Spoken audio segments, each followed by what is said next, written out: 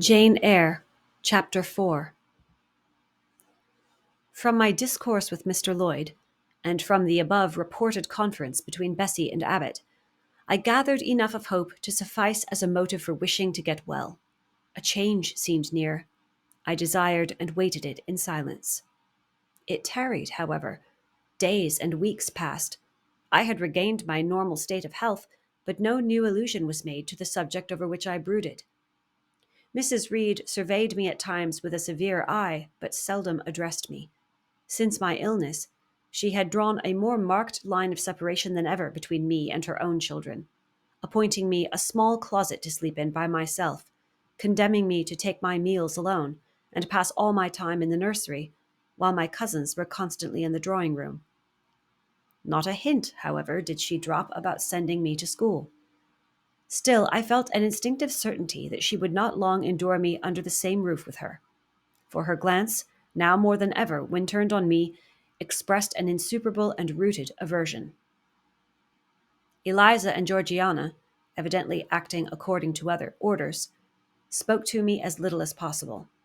John thrust his tongue in his cheek whenever he saw me, and once attempted chastisement, but as I instantly turned against him, roused by the same sentiment of deep ire and desperate revolt which had stirred my corruption before, he thought it better to desist, and ran from me tittering execrations and vowing I had burst his nose. I had indeed levelled at that prominent feature as hard a blow as my knuckles could inflict, and when I saw that either that or my look daunted him, I had the greatest inclination to follow up my advantage to purpose. But he was already with his mamma. I heard him, in a blubbering tone, commence the tale of how that nasty Jane Eyre had flown at him like a mad cat. He was stopped rather harshly.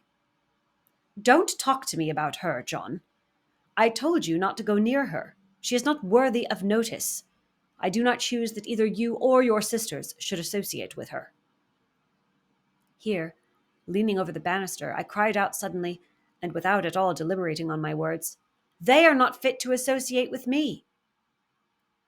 Mrs. Reed was rather a stout woman, but, on hearing this strange and audacious declaration, she ran nimbly up the stair, swept me like a whirlwind into the nursery, and crushing me down on the edge of my crib, dared me, in an emphatic voice, to rise from that place or utter one syllable during the remainder of the day. "What would Uncle Reed say to you, if he were alive?" was my scarcely voluntary demand. I say scarcely voluntary, for it seemed as if my tongue pronounced words without my will consenting to their utterance. Something spoke out of me over which I had no control. "What?" said Mrs. Reed under her breath. Her usually cold, composed grey eye became troubled with a look like fear. She took her hand from my arm and gazed at me as if she really did not know whether I were child or fiend. I was now in for it. "My Uncle Reed is in heaven and can see all you do and think, and so can Papa and Mamma. They know how you shut me up all day long and how you wish me dead." Mrs. Reed soon rallied her spirits. She shook me most soundly. She boxed both my ears, and then left me without a word. Bessie supplied the hiatus by a homily of an hour's length, in which she proved beyond a doubt that I was the most wicked and abandoned child ever reared under a roof. I half believed her, for I felt indeed only bad feelings surging in my breast. November, December, and half of January passed away. Christmas and the New Year had been celebrated at Gateshead with the usual festive cheer. Presents had been interchanged, dinners and evening parties given. From every enjoyment I was, of course, excluded. My share of the gaiety consisted in witnessing the daily appareling of Eliza and Georgiana, and seeing them descend to the drawing-room, dressed out in thin muslin frocks and scarlet sashes, with hair elaborately ringleted, and afterwards, in listening to the sound of the piano or the harp played below, to the passing to and fro of the butler and footman, to the jingling of glass and china as refreshments were handed, to the broken hum of conversation as the drawing-room door opened and closed. When tired of this occupation, I would retire from the stairhead to the solitary and silent nursery. There, though somewhat sad, I was not miserable. To speak truth, I had not the least wish to go into company. for in company I was very rarely noticed. And if Bessie had but been kind and companionable, I should have deemed it a treat to spend the evenings quietly with her, instead of passing them under the formidable eye of Mrs. Reed in a room full of ladies and gentlemen. But Bessie, as soon as she had dressed her young ladies, used to take herself off to the lively regions of the kitchen and housekeeper's room, generally bearing the candle along with her. I then sat with my doll on my knee till the fire got low, glancing round occasionally to make sure that nothing worse than myself haunted the shadowy room. And when the embers sank to a dull red, I undressed hastily, tugging at knots and strings as I best might, and sought shelter from cold and darkness in my crib. To this crib I always took my doll. Human beings must love something, and in the dearth of worthier objects of affection, I contrived to find a pleasure in loving and cherishing a faded graven image, shabby as a miniature scarecrow. It puzzles me now to remember with what absurd sincerity I doted on this little toy, half fancying it alive and capable of sensation. I could not sleep unless it was folded in my nightgown, and when it lay there safe and warm, I was comparatively happy, believing it to be happy likewise. Long did the hours seem while I waited the departure of the company and listened for the sound of Bessie's step on the stairs. Sometimes she would come up in the interval to seek her thimble or her scissors, or perhaps to bring me something by way of supper, a bun or a cheesecake. Then she would sit on the bed while I ate it, and when I had finished, she would tuck the clothes round me, and twice she kissed me and said, "Good night, Miss Jane." When thus gentle, Bessie seemed to me the best, prettiest, kindest being in the world, and I wished most intensely that she would always be so pleasant and amiable, and never push me about, or scold, or task me unreasonably as she was too often wont to do. Bessie Lee must, I think, have been a girl of good natural capacity, for she was smart in all she did, and had a remarkable knack of narrative. So at least I judge from the impression made on me by her nursery tales. She was pretty, too, if my recollections of her face and person are correct. I remember her as a slim young woman, with black hair, dark eyes, very nice features, and good, clear complexion. But she had a capricious and hasty temper, and indifferent ideas of principle or justice. Still, such as she was, I preferred her to anyone else at Gateshead Hall. It was the 15th of January, about 9 o'clock in the morning. Bessie was gone down to breakfast. My cousins had not yet been summoned to their mamma. Eliza was putting on her bonnet and warm garden coat to go and feed her poultry, an occupation of which she was fond, and not less so of selling the eggs to the housekeeper and hoarding up the money she thus obtained. She had a turn for traffic, and a marked propensity for saving, shown not only in the vending of eggs and chickens, but also in driving hard bargains with the gardener about flower roots, seeds, and slips of plants, that functionary having orders from Mrs. Reed to buy of his young lady all the products of her parterre she wished to sell. And Eliza would have sold the hair off her head if she could have made a handsome profit thereby. As to her money, she first secreted it in odd corners, wrapped in a rag or an old curl paper. But some of these hoards having been discovered by the housemaid, Eliza, fearful of one day losing her valued treasure, consented to entrust it to her mother, at a usurious rate of interest, 50 or 60%, which interest she exacted every quarter, keeping her accounts in a little book with anxious accuracy. Georgiana sat on a high stool, dressing her hair at the glass, and interweaving her curls with artificial flowers and faded feathers, of which she had found a store in a drawer in the attic. I was making my bed, having received strict orders from Bessie to get it arranged before she returned. For Bessie now frequently employed me as a sort of under-nursery maid, to tidy the room, dust the chairs, etc. Having spread the quilt and folded my nightdress, I went to the window-seat to put in order some picture books and doll's house furniture scattered there. An abrupt command from Georgiana to let her playthings alone, for the tiny chairs and mirrors, the fairy plates and cups were her property, stopped my proceedings.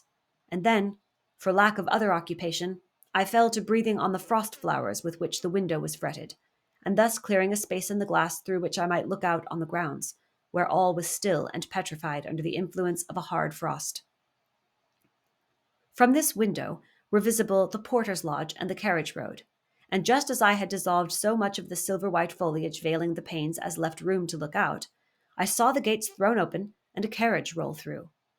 I watched it ascending the drive with indifference. Carriages often came to Gateshead, but none ever brought visitors in whom I was interested.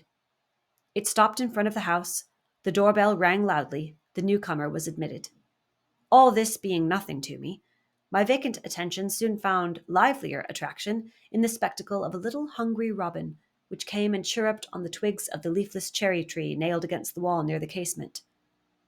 The remains of my breakfast of bread and milk stood on the table, and having crumbled a morsel of roll, I was tugging at the sash to put out the crumbs on the window-sill, when Bessie came running upstairs into the nursery.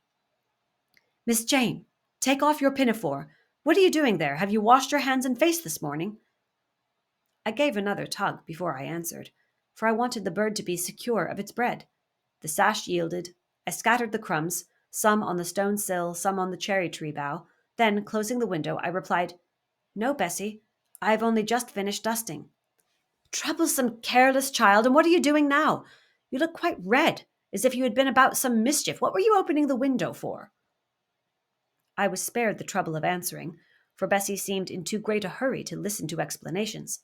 She hauled me to the washstand, inflicted a merciless but happily brief scrub on my face and hands with soap, water, and a coarse towel, disciplined my head with a bristly brush, denuded me of my pinafore, and then hurrying me to the top of the stairs bid me go down directly, as I was wanted in the breakfast room. I would have asked who wanted me.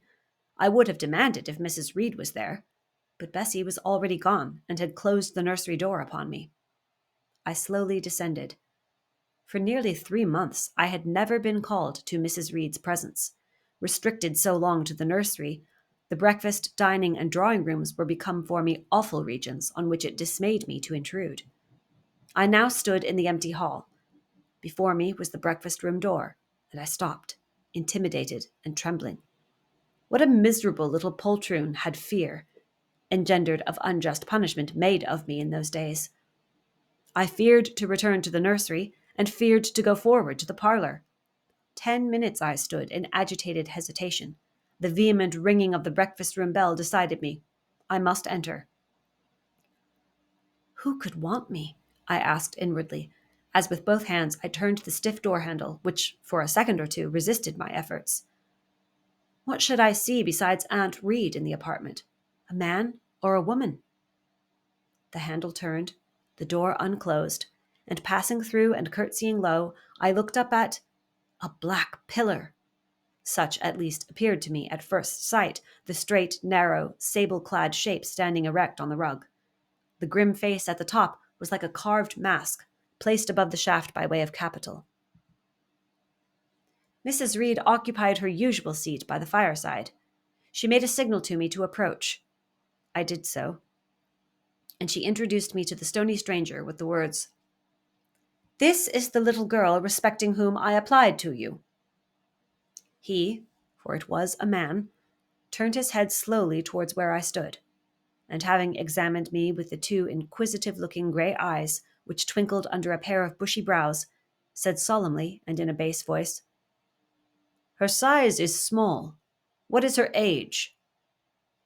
10 years. "So much?" was the doubtful answer, and he prolonged his scrutiny for some minutes. Presently he addressed me. "Your name, little girl?" "Jane Eyre, sir." In uttering these words, I looked up. He seemed to me a tall gentleman, but then I was very little. His features were large, and they and all the lines of his frame were equally harsh and prim. "Well, Jane Eyre, and are you a good child?" Impossible to reply to this in the affirmative. My little world held a contrary opinion. I was silent. Mrs. Reed answered for me by an expressive shake of the head, adding soon, "Perhaps the less said on that subject the better, Mr. Brocklehurst." "Sorry indeed to hear it. She and I must have some talk." And bending from the perpendicular, he installed his person in the armchair opposite Mrs. Reed's. "Come here," he said. I stepped across the rug. He placed me square and straight before him. What a face he had, now that it was almost on a level with mine. What a great nose, and what a mouth, and what large prominent teeth. "No sight so sad as that of a naughty child," he began. especially a naughty little girl.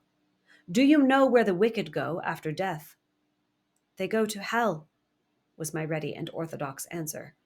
And what is hell? Can you tell me that? A pit full of fire.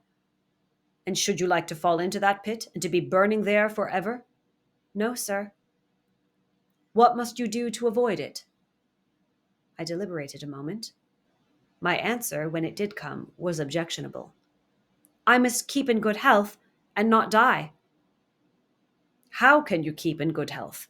Children younger than you die daily. I buried a little child of 5 years old only a day or two since, a good little child, whose soul is now in heaven. It is to be feared the same could not be said of you were you to be called hence.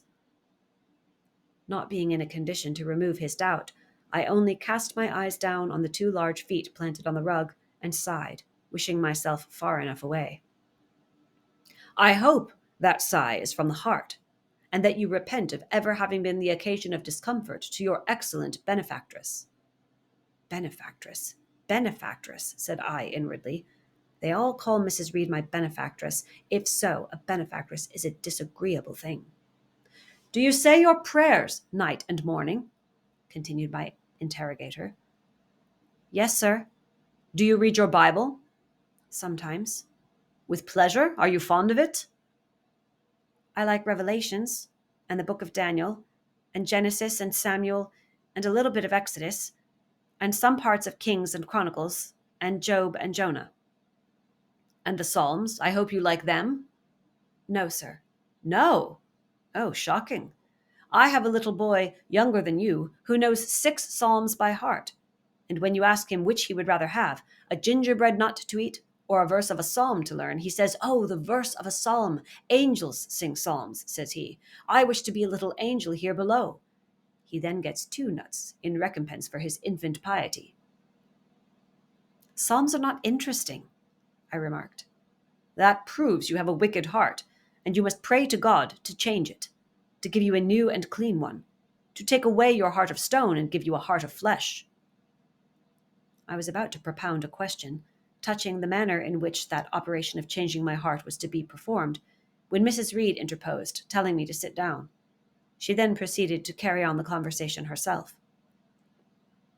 Mr. Brocklehurst, I believe I intimated, in the letter which I wrote to you 3 weeks ago, that this little girl has not quite the character and disposition I could wish. Should you admit her into Lowood School, I should be glad if the superintendent and teachers were requested to keep a strict eye on her, and, above all, to guard against her worst fault, a tendency to deceit. I mention this in your hearing, Jane, that you may not attempt to impose on Mr. Brocklehurst. Well might I dread, well might I dislike Mrs. Reed, for it was her nature to wound me cruelly. Never was I happy in her presence.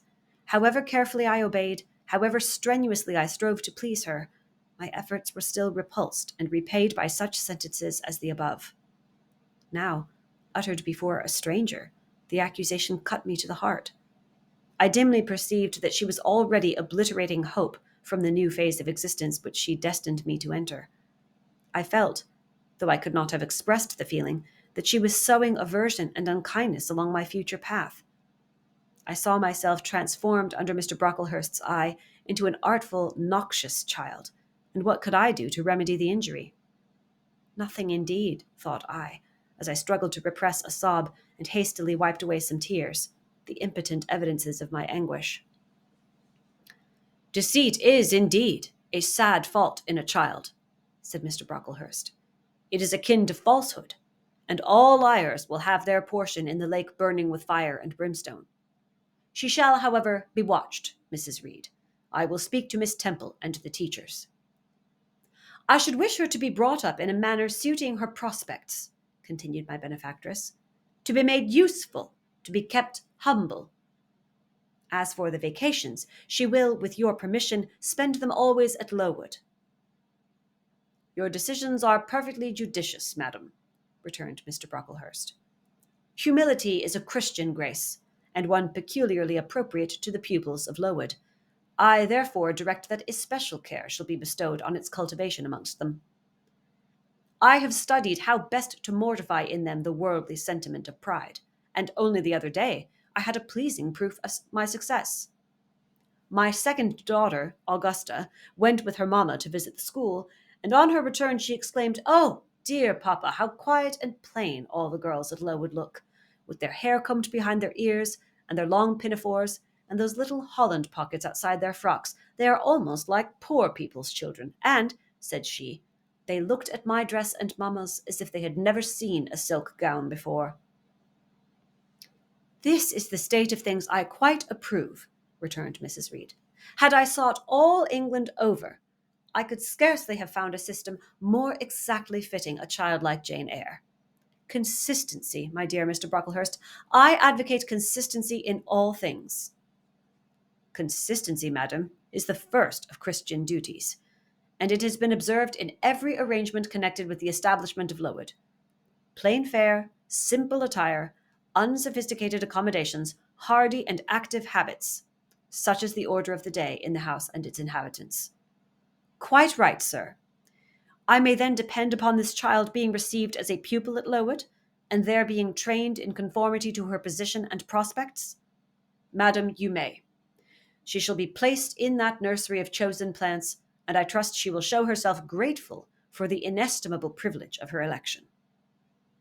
"I will send her then as soon as possible, Mr. Brocklehurst, for, I assure you, I feel anxious to be relieved of a responsibility that was becoming too irksome." No doubt, madam. And now I wish you good morning. I shall return to Brocklehurst Hall in the course of a week or two. My good friend the Archdeacon will not permit me to leave him sooner. I shall send Miss Temple notice that she is to expect a new girl, so that there will be no difficulty about receiving her. Goodbye." "Goodbye, Mr. Brocklehurst. Remember me to Mrs. and Miss Brocklehurst, and to Augusta and Theodore, and Master Broughton Brocklehurst." "I will, madam. Little girl, here is a book entitled The Child's Guide. Read it with prayer, especially that part containing an account of the awfully sudden death of Martha G., a naughty child addicted to falsehood and deceit." With these words, Mr. Brocklehurst put into my hand a thin pamphlet sewn in a cover, and having rung for his carriage, he departed. Mrs. Reed and I were left alone. Some minutes passed in silence. She was sewing, I was watching her. Mrs. Reed might be at that time some 6 or 37. She was a woman of robust frame, square-shouldered and strong-limbed, not tall, and though stout, not obese. She had a somewhat large face, the under jaw being much developed and very solid. Her brow was low, her chin large and prominent, mouth and nose sufficiently regular. Under her light eyebrows glimmered an eye devoid of ruth. Her skin was dark and opaque, her hair nearly flaxen. Her constitution was sound as a bell. Illness never came near her. She was an exact, clever manager. Her household and tenantry were thoroughly under her control. Her children only at times defied her authority and laughed it to scorn. She dressed well, and had a presence and port calculated to set off handsome attire. Sitting on a low stool, a few yards from her armchair, I examined her figure. I perused her features. In my hand I held the tract containing the sudden death of the liar, to which narrative my attention had been pointed as to an appropriate warning. What had just passed, what Mrs. Reed had said concerning me to Mr. Brocklehurst, the whole tenor of their conversation was recent, raw, and stinging in my mind. I had felt every word as acutely as I had heard it plainly, and a passion of resentment fomented now within me. Mrs. Reed looked up from her work. Her eye settled on mine. Her fingers at the same time suspended their nimble movements. "Go out of the room. Return to the nursery," was her mandate. My look or something else must have struck her as offensive, for she spoke with extreme though suppressed irritation. I got up. I went to the door. I came back again. I walked to the window across the room, then close up to her. Speak I must. I had been trodden on severely and must turn. But how? What strength had I to dart retaliation at my antagonist? I gathered my energies and launched them in this blunt sentence. "I am not deceitful. If I were, I should say I loved you. But I declare I do not love you. I dislike you the worst of anybody in the world except John Reed. And this book about the liar, you may give it to your girl, Georgiana, for it is she who tells lies, and not I." Mrs. Reed's hands still lay on her work, inactive. Her eye of ice continued to dwell freezingly on mine. "What more have you to say?" she asked, rather in the tone in which a person might address an opponent of adult age than such as is ordinarily used to a child. That eye of hers, that voice, stirred every antipathy I had. Shaking from head to foot, thrilled with ungovernable excitement, I continued. "I am glad you are no relation of mine.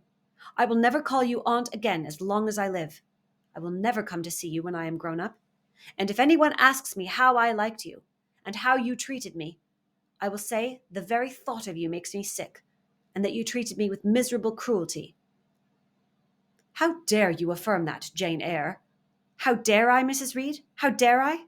Because it is the truth. You think I have no feelings, and that I can do without one bit of love or kindness, but I cannot live so, and you have no pity. I shall remember how you thrust me back, roughly and violently thrust me back into the Red Room, and locked me up there to my dying day. Though I was in agony, though I cried out while suffocating with distress, have mercy, Aunt Reed. And that punishment you made me suffer because your wicked boy struck me, knocked me down for nothing. I will tell anybody who asks me questions this exact tale. People think you a good woman, but you are bad, hard-hearted, you are deceitful."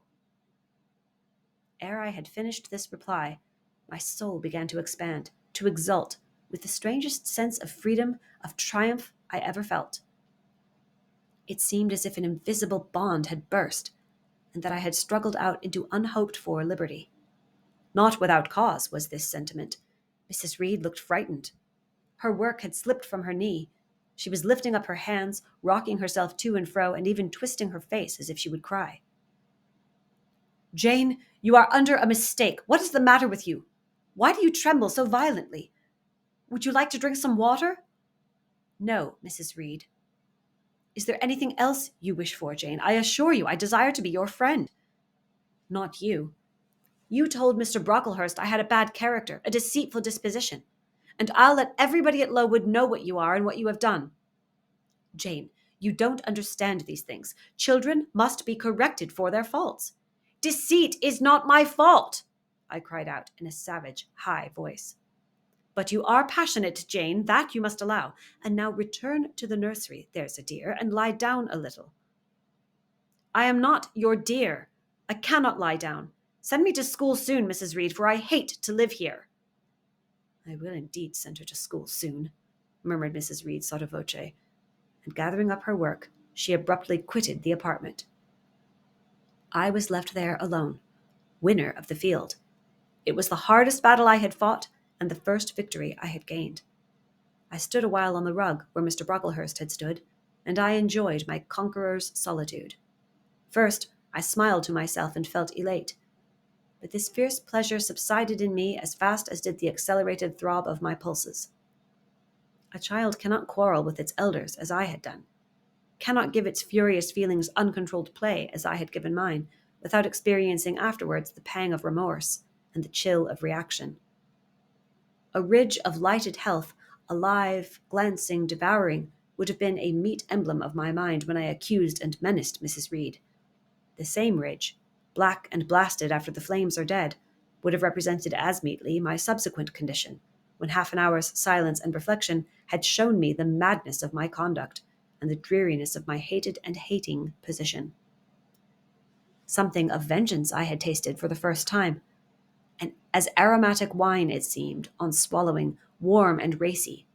Its after-flavor, metallic and corroding, gave me a sensation as if I had been poisoned. Willingly would I now have gone and asked Mrs. Reed's pardon, but I knew, partly from experience and partly from instinct, that was the way to make her repulse me with double scorn, thereby re-exciting every turbulent impulse of my nature. I would fain exercise some better faculty than that of fierce speaking, fain find nourishment for some less fiendish feeling than that of sombre indignation. I took a book, some Arabian tales. I sat down and endeavored to read. I could make no sense of the subject. My own thoughts swam always between me and the page I had usually found fascinating. I opened the glass door in the breakfast room. The shrubbery was quite still. The black frost reigned, unbroken by sun or breeze, through the grounds. I covered my head and arms with the skirt of my frock, and went out to walk in a part of the plantation which was quite sequestrated. But I found no pleasure in the silent trees, the falling fir cones, the congealed relics of autumn, russet leaves, swept by past winds in heaps and now stiffened together. I leaned against a gate and looked into an empty field where no sheep were feeding, where the short grass was nipped and blanched. It was a very grey day, a most opaque sky, onding on snaw, canopied all. Thence flakes fell at intervals, which settled on the hard path and on the hoary lea without melting. I stood, a wretched child enough, whispering to myself over and over again, "What shall I do? What shall I do?" All at once I heard a clear voice call, "Miss Jane, where are you? Come to lunch." It was Bessie, I knew well enough, but I did not stir. Her light step came tripping down the path. "You naughty little thing," she said. "Why don't you come when you are called?" Bessie's presence, compared with the thoughts over which I had been brooding, seemed cheerful, even though, as usual, she was somewhat cross.